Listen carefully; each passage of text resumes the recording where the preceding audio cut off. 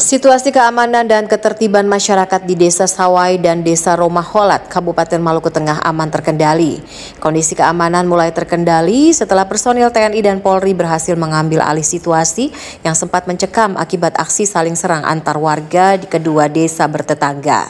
Ratusan personil TNI Polri telah dikerahkan mengamankan kedua desa, termasuk Polda Maluku yang menerjunkan sebanyak 68 personil BKO, Brimob, Samapta, Reskrim, dan Intelkam.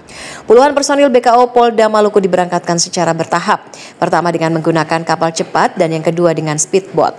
Personil BKO yang dikerahkan selain membackup Polres Maluku Tengah dalam pengamanan juga untuk melakukan penyelidikan terkait insiden tersebut.